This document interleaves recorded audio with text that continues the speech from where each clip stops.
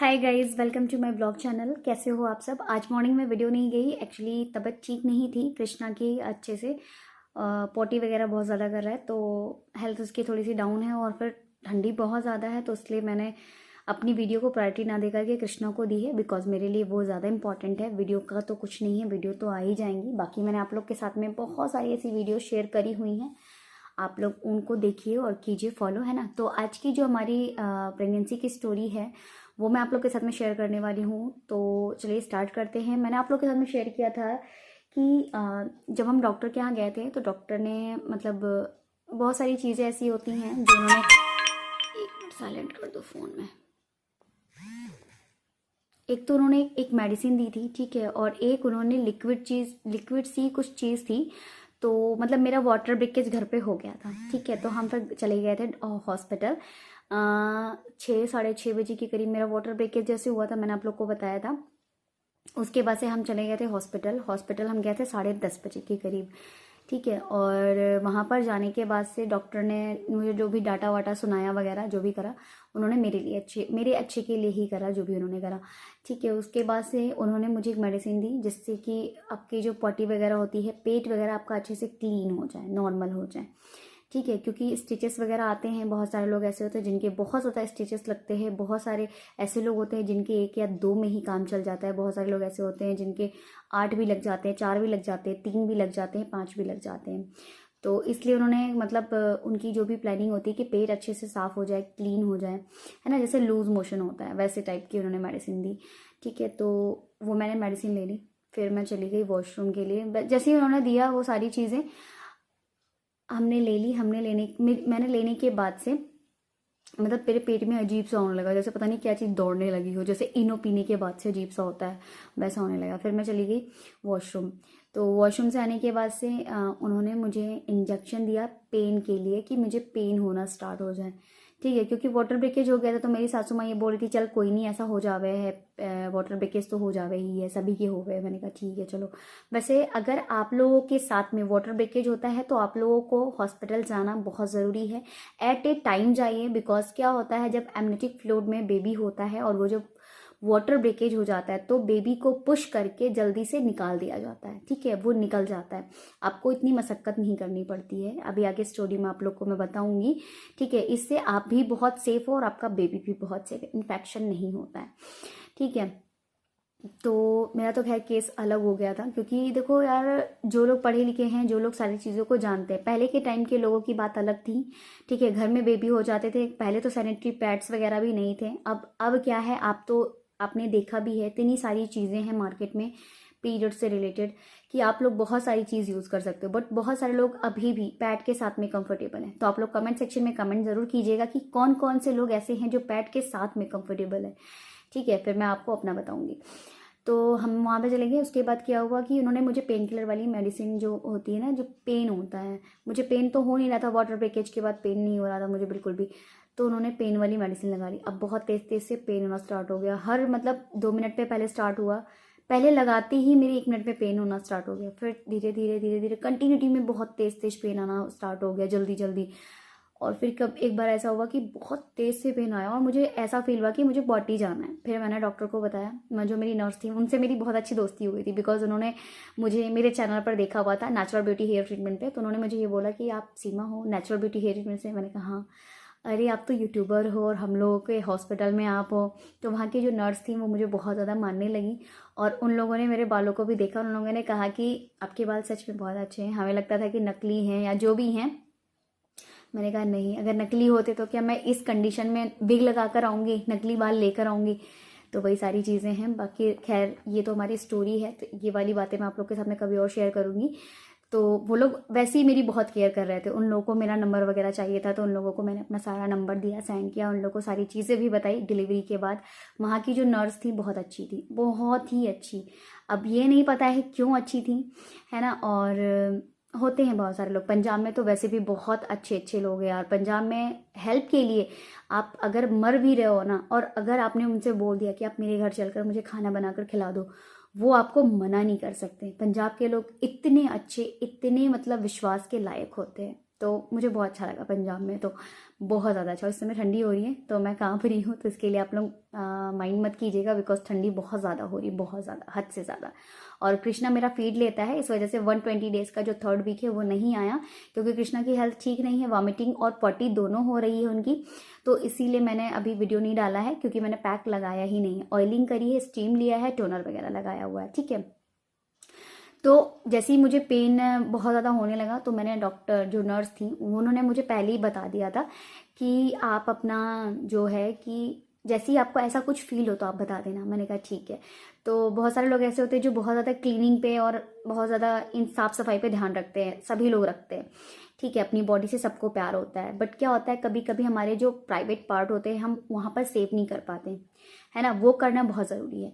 But मेरा पेट इतना ज़्यादा था कि मैं कर ही नहीं सकती थी उस चीज़ को, तो वहाँ पर डॉक्टर ने कुछ नहीं कहा। प्राइवेट में आपको कुछ नहीं कहते, वैसे अगर आप गवर्नमेंट में जाते हो, गवर्नमेंट का भी एक्सपीरियंस मुझे थोड़ा बहुत है, क्योंकि मेरी जो जेठानी है उनका गवर्नमेंट में ही हुआ था, ठीक है। मेरी जो डिलीवरी थी वो नॉर्मल हुई थी और हमने प्राइवेट में करवाया था। आशीष ने मेरी सारी चीज़ें प्राइवेट में ही करवाई थी, तो उन्होंने सारी चीज़ें कर दी। करने के बाद से मुझे मेडिसिन जो उन्होंने पेन किलर दी, पेन किलर के 1.5 या 2 घंटे बाद मुझे बहुत ज़्यादा पेन स्टार्ट हो गया।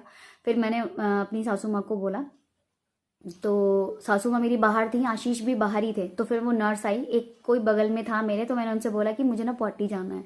मुझे लगा शायद मुझे पॉटी आ रही है, तो उन्होंने मुझे बोला कि ठीक है ठीक है। अब जैसे ही उस नर्स को पता लगा, वो आई, मेरा हाथ पकड़ा उन्होंने और दौड़ते हुए मुझे लेकर के गई।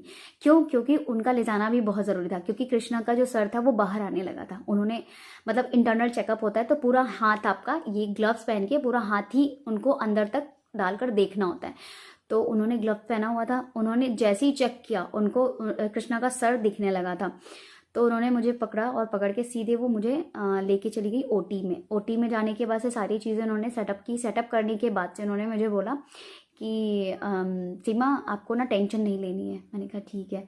सांस आराम से लेना है, ऊपर को नहीं लेना है ना, नॉर्मल मतलब ऐसे नहीं लेना है कि आपको अनकंफर्टेबल फील हो। मैंने कहा ठीक है। तो बस मैंने अपना जो भी था मैंने उस हिसाब से हैंडल किया। फिर मुझे ना एक आंटी वहाँ पर मिली, पता नहीं कौन थी कौन नहीं थी, मुझे नहीं पता है इतनी अच्छी तरीके से। बस मैंने माता रानी से ये बोला था, जब मैं सप्तशती का पाठ कर रही थी नवरात्र का, तो मैंने माता रानी से ये चीज़ें प्रे करी थी कि माता रानी जब भी मेरी डिलीवरी हो तो मुझे आप मेरे साथ में चाहिए। जब जब मैंने उन्हें याद किया है, जब जब मैंने उन्हें मांगा है, वो मेरे साथ थी, चाहे वो किसी के भी रूप में हो। तो उनका क्या था कि माता रानी मतलब वो जो लेडी थी वो मेरे पास आ गई और मेरे बगल में ही खड़ी थी, और उन्होंने मेरा हाथ पकड़ा, मेरे सर पे हाथ रखा उन्होंने, और बहुत प्यार से मेरे से बात करी।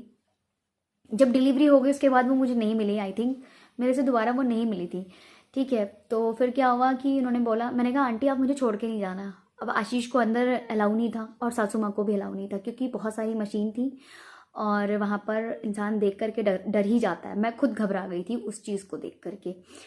तो उन्होंने बोला कि कुछ नहीं होगा। मैंने कहा ठीक है कुछ नहीं होगा। तो बस मैंने स्टार्ट किया, आंख बंद कर दी और आंख बंद करके मैंने माता रानी के 108 नाम लेना स्टार्ट किया, ठीक है। मैं शुरू से ही माता रानी के 108 नाम लेती थी, सप्तशती का पाठ करती थी, माता रानी की चालीसा जो होती है वो करती थी, आरती करती थी सुबह शाम की, हनुमान जी का पाठ करती थी, हनुमान चालीसा, बजरंग बाण हो गया, हनुमान अष्टक हो गया।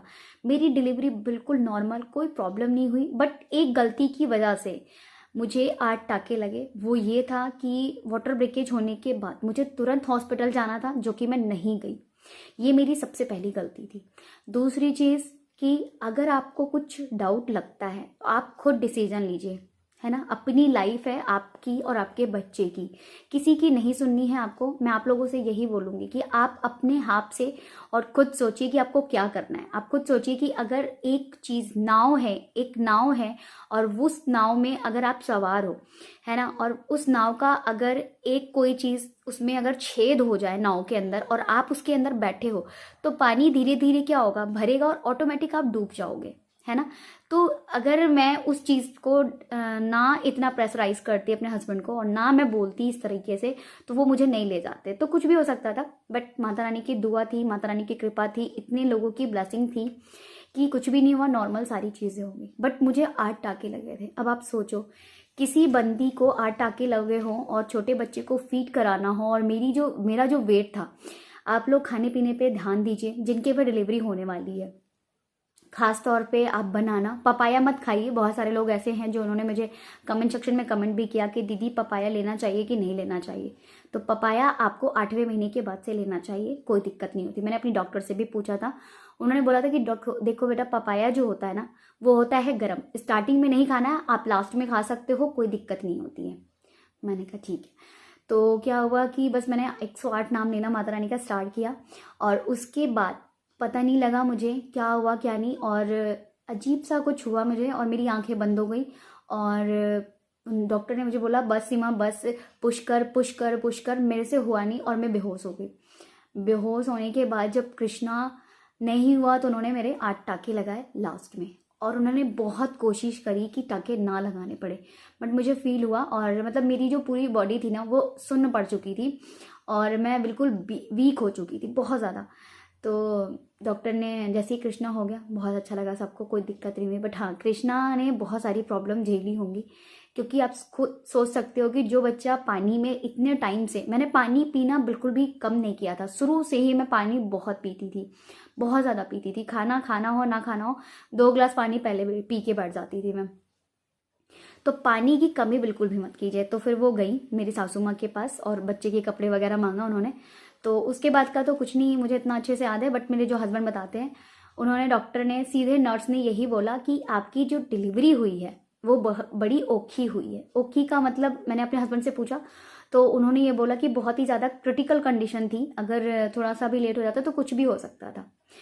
तो बस यही चीज़ें हैं कि यार देखो, इंसान सीखता है। अब मुझे इतना एक्सपीरियंस है कि हाँ, मैं अपनी डिलीवरी खुद से अकेले कर सकती हूँ, बट अगर आपके घर में 4 लोग हैं ना, तो 4 लोगों की बातें सुनता है बंदा, और 4 लोगों के डिसीजन भी होते हैं। इसलिए आप अपना कोशिश कीजिए कि डिसीजन आप खुद लो। हस्बैंड वाइफ, सीख मिलती है एक बार, आपको सीखने से ही सीख मिलती है, और मैंने अपनी पूरी प्रेगनेंसी में कुछ ना कुछ सीखा ही है, और इतना मैं एक्टिव हूँ अपनी प्रेगनेंसी को लेकर के कि हाँ, कोई नहीं, मैं सारी चीज़ें अब नेक्स्ट टाइम अगर मैं करती हूँ तो मैं कर लूँगी। बट अगर मैं अपनी फर्स्ट प्रेगनेंसी को सोचूं, और मैं सोचूं कि मैं बेबी कर लूँ, तो वो मेरे लिए बहुत बड़ा टास्क है, मतलब मेरी लाइफ के लिए बहुत बड़ा टास्क है। क्योंकि मैं उस चीज़ को सोचती भी हूँ ना, तो मेरी जो पूरी शरीर है, बॉडी है, मेरा कांप जाता है। क्योंकि उस छोटी सी गलती से मैं अपने बेटे को 9 महीने रखे हुए अपने बेटे को खो देती, और शायद मैं भी ना होती।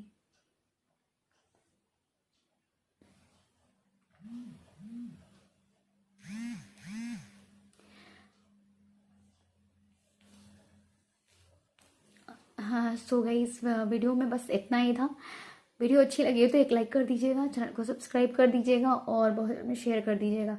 तो मैं मिलती हूँ आप लोगों से नेक्स्ट वीडियो में, तब तक के लिए bye bye, love you, take care, अपना ख्याल रखिएगा।